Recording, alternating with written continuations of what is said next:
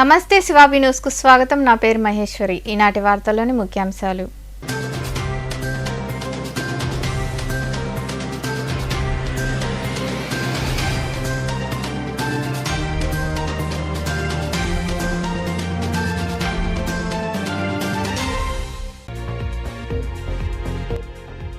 యుద్ధానికి నేను సిద్ధం, మీరు సిద్ధమా?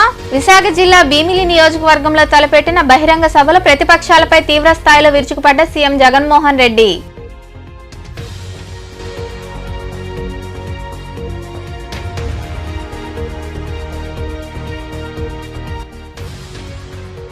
వైకాపాలో వణుకు మొదలైంది.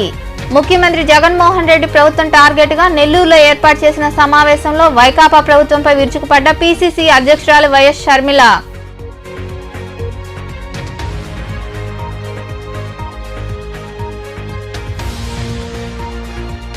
సైదాపురం ప్రాంతంలో తప్పిన ప్రమాదం. రాపూర్ రోడ్డు ప్రాంతంలో ఫోన్ మాట్లాడుతూ డ్రైవింగ్ చేస్తూ ప్రమాదానికి కారణమైన లారీ డ్రైవర్. ద్విచక్ర వాహన చోదకుడికి గాయాలు. అదుపు తప్పి పక్కకు ఒరిగిన లారీ.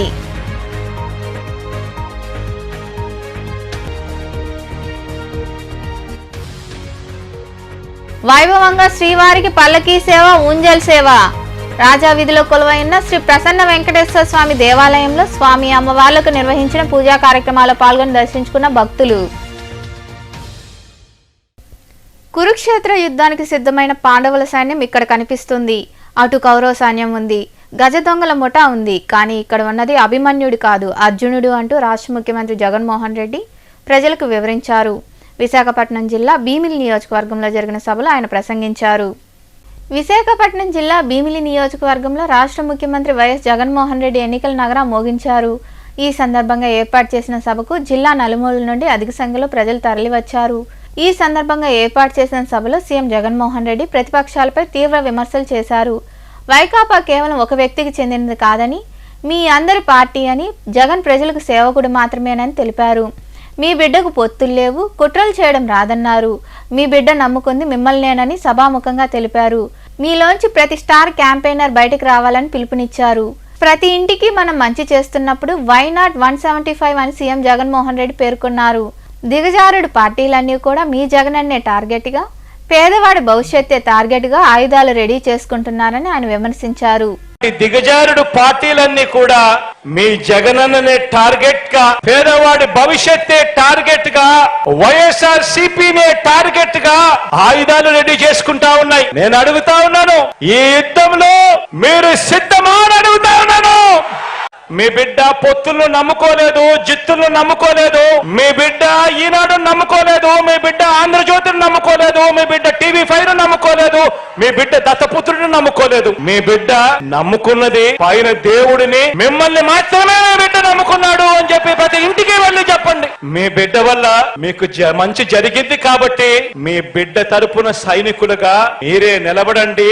నుంచి ఒక స్టార్ క్యాంపెయినర్ బయటికి రండి అని చెప్పి ప్రతి ఎక్కడో ప్రతి చెల్లెమ్మను అడగండి. మన టార్గెట్ 175కి 175, 175కు 175 స్థానాలు మన టార్గెట్. 25 ఎంపీ స్థానాలకు 25 ఎంపీలు మన టార్గెట్. ఎందుకు రావు అని అడుగుతా ఉన్నా. ప్రతి ఇంటికి మంచి చేశాం, ప్రతి గ్రామంలోనూ మంచి జరిగింది. మరి ప్రతి ఇంట్లోనూ మంచి జరిగినప్పుడు, ప్రతి గ్రామంలోనూ మంచి జరిగినప్పుడు ఆ ప్రతి గ్రామంలోనూ 60% ప్రజలు, 60% కుటుంబాలు మీ వెంట మన వెంట ఉంటే ఎందుకు రావు 175కు 175 అని అడుగుతా ఉన్నాను. నేను అడుగుతా ఉన్నాను, ఈ యుద్ధంలో మీరు సిద్ధమా అని అడుగుతా ఉన్నాను.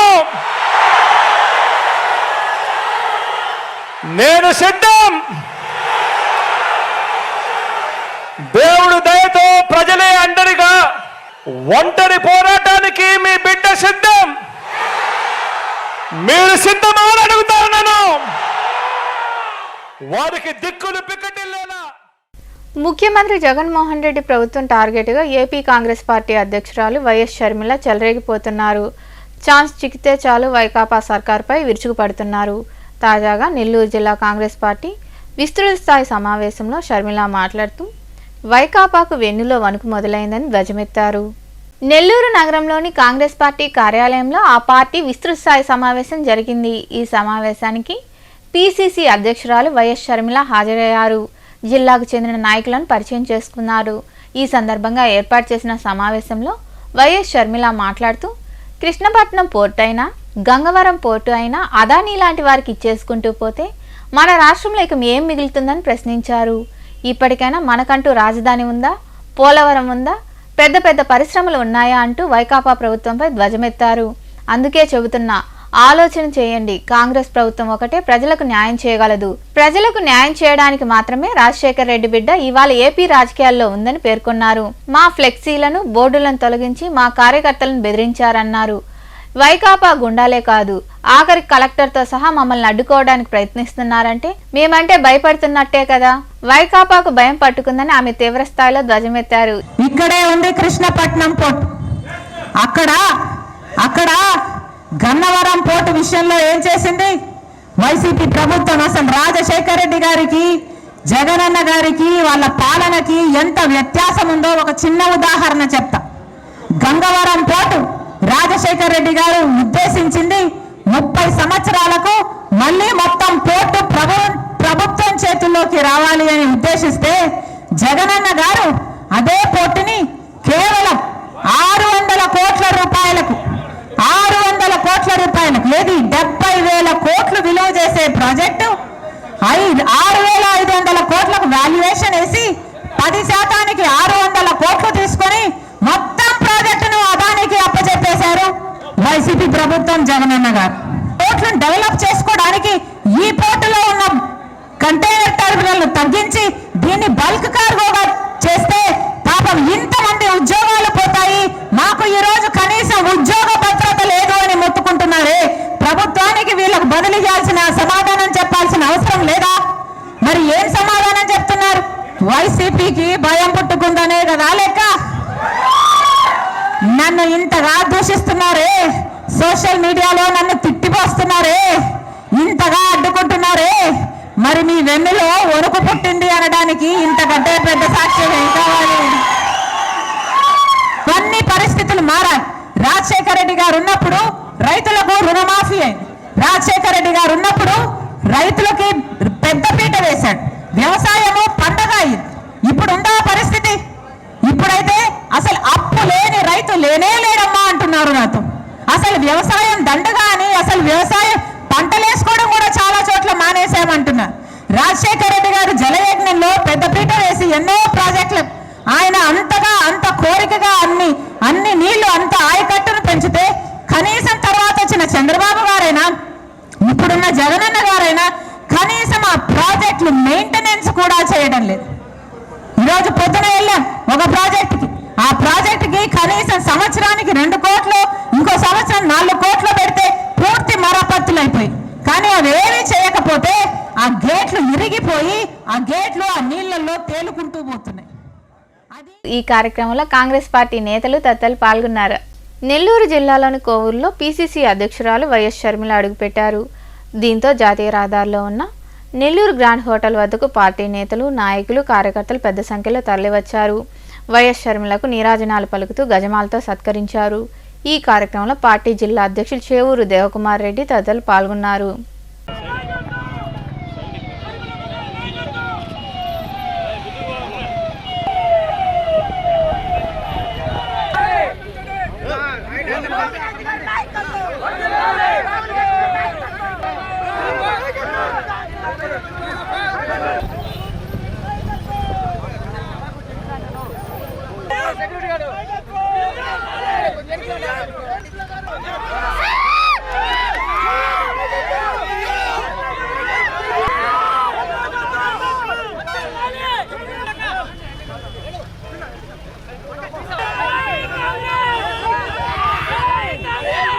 వైఎస్ఆర్ కాంగ్రెస్ పార్టీకి గుబులు స్టార్ట్ అయిపోయింది, భయం స్టార్ట్ అయిపోయింది. రోజు కాంగ్రెస్ పార్టీని ఇప్పుడు గుర్తుకొచ్చి షర్మిల గారు వచ్చి మీరు చేసేటటువంటి ప్రజా వ్యతిరేక పాలనకి వ్యతిరేకంగా మాట్లాడుతుంటే దాన్ని వైఎస్ఆర్ కాంగ్రెస్ పార్టీ నాయకులు, ఎమ్మెల్యేలు, మంత్రులు ఎందుకే అంత ఉలికిపాటు మీకు?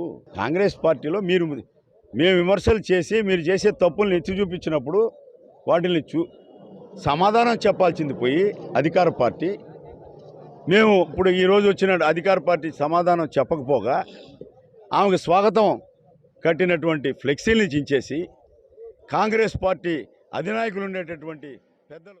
నాయుడుపేటలోని పురపాలక కార్యాలయంలో ప్రత్యేక బడ్జెట్ సమావేశం జరిగింది. స్థానిక కమిషనర్ శ్రీనివాసరావుకు బదిలీ ఆర్డర్ పడిందో లేదో వెంటనే సమావేశం ఏర్పాటు చేయడం విశేషం. ఈ సమావేశానికి కేవలం కొద్దిమంది కౌన్సిలర్ మాత్రమే హాజరయ్యారు. నాయుడుపేట పురపాలక సంఘం కమిషనర్ శ్రీనివాసరావుకు బదిలీ రావడంతో వెంటనే కార్యాలయంలో ప్రత్యేక బడ్జెట్ సమావేశం ఏర్పాటు చేశారు. ఈ సమావేశానికి కేవలం 9 మంది కౌన్సిలర్ మాత్రమే హాజరు కావడం విశేషం. ఈ సమావేశంలో 2024-25కు సంబంధించి బడ్జెట్ను తయారు చేసి ఆమోదం కోసం సమావేశం ముందు ఉంచారు. అయితే నాయుడుపేట పురపాలక సంఘంలో 25 మంది కౌన్సిలర్లు ఉన్నారు. ఇప్పటికే జరిగిన అభివృద్ధి పనులకు బిల్లులు చెల్లించకపోవడంతో కౌన్సిలర్లు గైర్హాజరైనట్లు తెలుస్తుంది. కాంట్రాక్టర్లకే పనులు ఇవ్వడంపై ఇప్పటికే ప్రజల చర్చ జరుగుతుంది. నిధులు ఫుల్లు, అభివృద్ధి నిల్లుగా నాయుడుపేట పురపాలక సంఘం ఉంది. ఎంపీ గురుమూర్తి గారు ఎంపీ నిధుల నుండి 5 లక్షల రూపాయలు మంజూరు చేయడం జరిగింది. దానిలో భాగంగా శ్మశాన వాటికి చుట్టూ పహేడు గోడలకు నిర్మించాలనుకుంటున్నారు. దానికి ఎంపీ గారు ఇచ్చినటువంటి నిధులు సరిపోవడం లేదు. మున్సిపల్ జనరల్ ఫండ్ నుండి ఒక 2.5 లక్షల రూపాయలు పహేడు గోడ మొత్తాన్ని పూర్తి ఇవ్వాల్సిందిగా కోరుకుంటున్నారు. మనకి రెవెన్యూ బడ్జెట్ ఎంత, తర్వాత క్యాపిటల్ ఎక్స్పెండిచర్, క్యాప్ రిసీట్స్ ఎక్కడి నుంచి వస్తాయి, ఫిఫ్టీన్ ఫైనాన్స్ కమిషన్ గ్రాంట్స్ అన్నీ కూడా కలిపి ఈ సంవత్సరం బడ్జెట్ ప్రవేశపెట్టడం జరిగింది. ఇవన్నీ కూడా గౌరవ కౌన్సిల్ సభ్యులు కమ్యూనికేట్ చేసినవన్నీ కూడా ఒకసారి చూసి ఆమోదిస్తే రొటీన్ బడ్జెట్ అనేది తప్పనిసరిగా ఇలానే ఇవన్నీ గౌరవ కౌన్సిల్. చిల్లకూరు మండలంలోని వరగల్ క్రాస్ రోడ్డు వద్ద రోడ్డు ప్రమాదం జరిగింది. ఈ ప్రమాదంలో దినకర్ అనే వ్యక్తికి తీవ్ర గాయాలయ్యాయి. దినకర్ మోటార్ సైకిల్పై వెళ్తుండగా గుర్తు తెలియని వాహనం ఢీకొనడంతో ఈ ప్రమాదం చోటు చేసుకుంది. క్షతగాత్రుడిని చికిత్స నిమిత్తం 108 అంబులెన్స్లో గూడూరు ప్రాంతీయ ఆసుపత్రికి తరలించారు. పోలీసులు కేసు నమోదు చేసి దర్యాప్తు చేస్తున్నారు.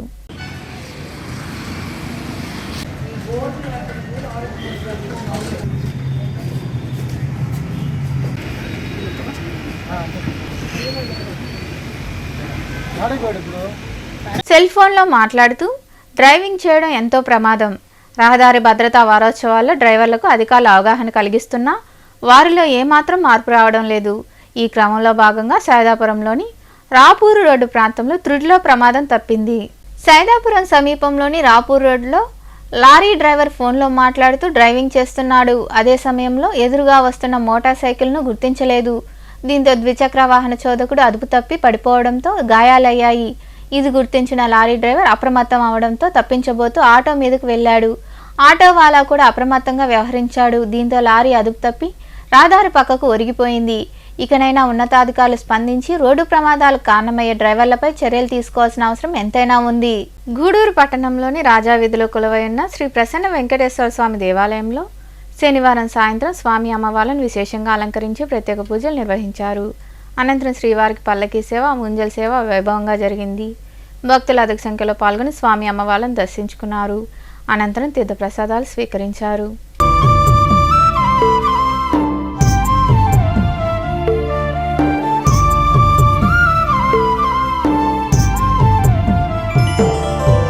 అలసితివా స్వామి నిద్రలేమితో, నీ కన్నులు ఎర్రబారినవేమి. సొలసితివా స్వామి సుందర నీ వదనము వాడినదేమి. అలసితివా స్వామి నిద్రలేమితో, నీ కన్నులు ఎర్రబారినవేమి. సొలసితివా స్వామి సుందర నీ వదనము వాడినదేమి. అలసి సొలసిన అంతర్యామి, ఏకాంత సేవలో కాస్త విశ్రమించవేమి. అలసితివా స్వామి నిద్రలేమితో, నీ కన్నులు ఎర్రబారినవేమి.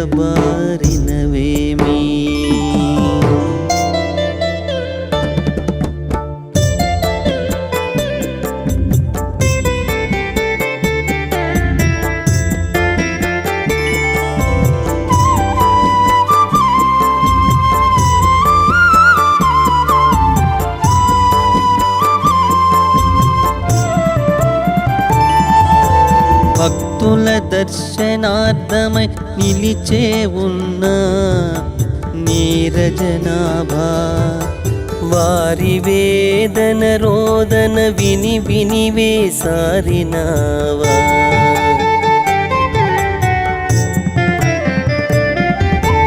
భక్తుల దర్శనార్థమై నిలిచే ఉన్న నీరజనాభా వారి వేదన రోదన విని విని వేసారినావ పగలు రేయి అలు పెరుగక పలికే ఆశ్రిత బాలా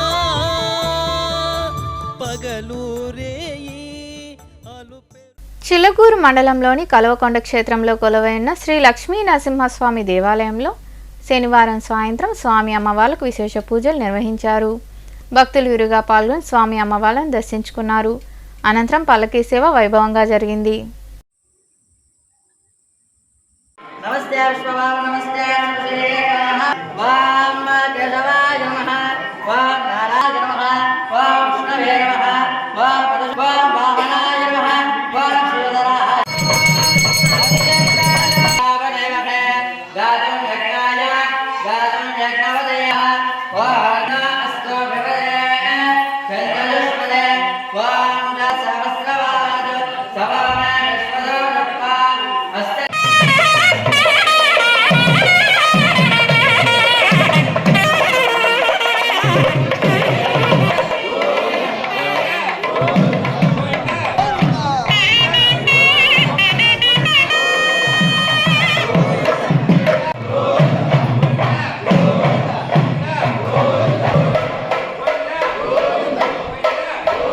వార్తలు ముగించే ముందు ముఖ్యాంశాలు మరోసారి.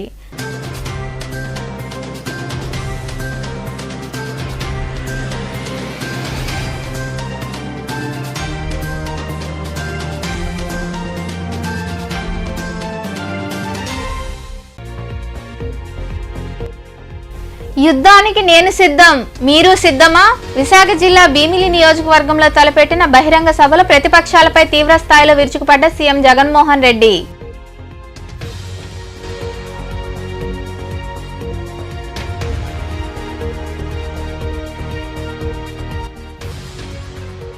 వైకాపాలో వణుకు మొదలైంది. ముఖ్యమంత్రి జగన్మోహన్ రెడ్డి ప్రభుత్వం టార్గెట్ గా నెల్లూరులో ఏర్పాటు చేసిన సమావేశంలో వైకాపా ప్రభుత్వంపై విరుచుకుపడ్డ పీసీసీ అధ్యక్షురాలు వైఎస్ షర్మిల.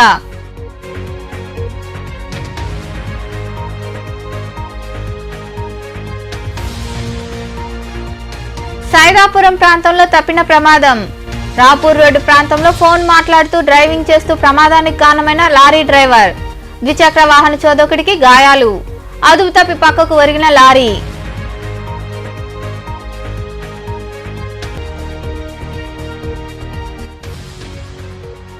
వైభవంగా శ్రీవారికి పల్లకీ సేవ, ఊంజల్ సేవ. రాజా వీధిలో కొలువైన శ్రీ ప్రసన్న వెంకటేశ్వర స్వామి దేవాలయంలో స్వామి అమ్మవార్లకు నిర్వహించిన పూజా కార్యక్రమాల్లో పాల్గొని దర్శించుకున్న భక్తులు. ఈ వార్తలు ఇంతటితో సమాప్తం. తిరిగి ప్రసారమయ్యే శివాబి న్యూస్లో మళ్ళీ కలుద్దాం. అంతవరకు సెలవు. నమస్తే.